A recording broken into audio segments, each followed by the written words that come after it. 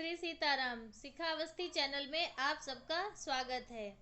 आज हम अपने वीडियो में कार्तिक माह महात्म्य के 8वें अध्याय का श्रवण करेंगे।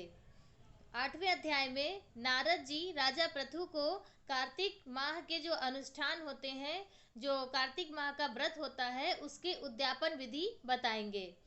तो जो लोग कार्तिक में कोई भी अनुष्ठान उठाए हैं, स्नान करने का या पूरे महीने का व्रत करने का, तो उन्हें उद्यापन पूर्णिमा की तिथि को करना चाहिए।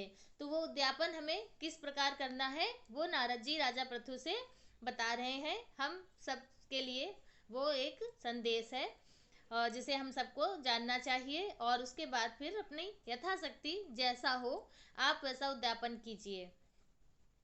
तो हम अब अपने अध्याय को प्रारंभ करते हैं और अपने गुरुदेव भगवान श्री गणेश भगवान और नारायण भगवान का ध्यान करेंगे, और उसके बाद फिर अब हम अपना अध्याय प्रारंभ करते हैं। तो नारद जी ने कहा कि हे राजन, अब मैं आपको कार्तिक मास के व्रत की उद्यापन विधि बताता हूँ, ध्यान पूर्वक सुनिए। व्रती को चाहिए कि कार्तिक मास में शुक्ल पक्ष की चतुर्दशी को व्रती के संपूर्ण फल की प्राप्ति के लिए तथा विष्णु की प्रसन्नता के लिए उद्यापन करे। तुलसी के ऊपर चंदोवा बनावे, बंधनवार व फूलों से उसे सुसज्जित करे, चंवर से सुशोभित मंडप बनावे, चारों दरवाजों पर मिट्टी के बने हुए पुण्यशील, सुशील, जय और विजय 4 द्वारपालों को अलग अलग बैठावे। तुलसी की जड़ों में 4 रंगों द्वारा सर्वतोभद्र चक्र बनावे। उसके ऊपर पंचरत्न नारियल रखें और शुद्ध वस्त्र से उस कलश को ढक दें।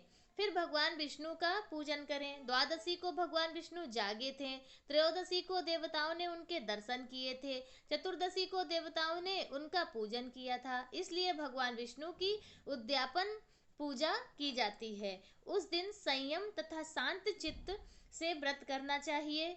अपने जो भगवान है आपके, श्री शालिग्राम भगवान या श्री नारायण भगवान, जो भगवान हो आपके पास, जो मूर्ति हो, उसका चित्त से व्रत षोडशोपचार आप उसकी पूजा कीजिए तथा विविध नैवेद्य आदि से भगवान का भोग लगाइए, उनका पूजन अर्चन कीजिए और कीर्तन करता हुआ उस रात्रि में जागरण करे। जो प्राणी श्रद्धा पूर्वक भगवान का कीर्तन करते हैं उन लोगों के 100 जन्मों के पाप धुल जाते हैं।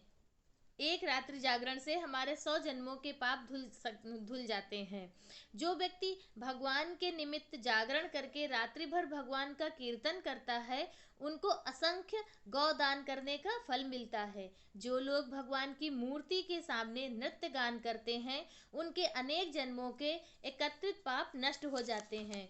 जो लोग भगवान के सन्मुख बैठकर कीर्तन करते हैं और बंसी आदि बजाकर भगवत भक्तों को प्रसन्न करते हैं और भक्ति से रात्रि भर जागरण करते हैं, उन्हें जो है करोड़ों तीर्थ करने का फल प्राप्त होता है। पूर्णमासी को अपनी पत्नी के सहित, इतनी विधि आपको चतुर्दशी वाले दिन करनी है। फिर पूर्णिमा वाले दिन पूर्णमासी को अपनी पत्नी सहित वेद पाठी ब्राह्मणों को या केवल एक ही श्रेष्ठ ब्राह्मण को अपनी पत्नी सहित, उसकी पत्नी सहित बुलावे और उन्हें खीर आदि का मधुर भोजन करावे और यथाशक्ति दक्षिणा देवे।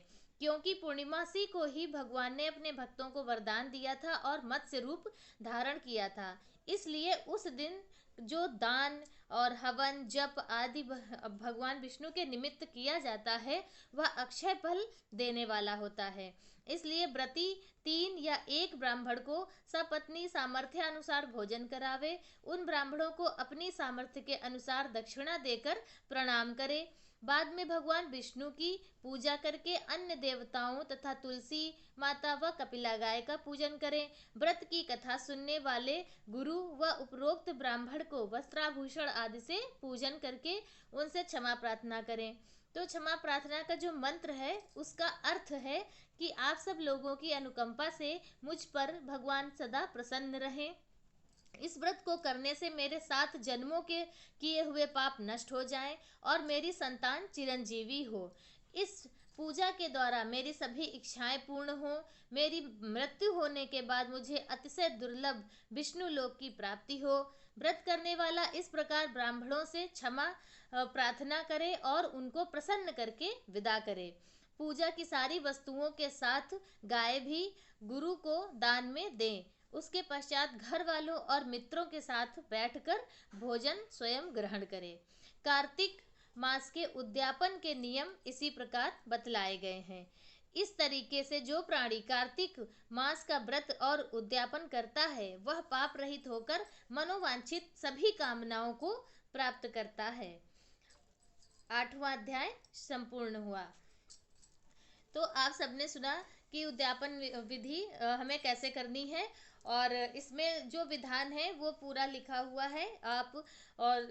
आप सबको इस दिन पूर्णिमा के दिन जरूर एक ब्राह्मण, नहीं ज़्यादा तो एक ब्राह्मण आप जरूर खिलाइए, क्योंकि पूर्णिमा से जो है कार्तिक पूर्णिमा वो बहुत ही पुण्य फलदायी पूर्णिमा है।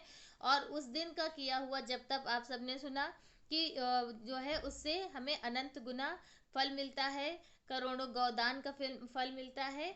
तो आप उसका पूरा लाभ उठाएं और कार्तिक स्नान करें। और आज का वीडियो यहीं तक, इसी सब मंगल कामनाओं के साथ में। श्री सीताराम।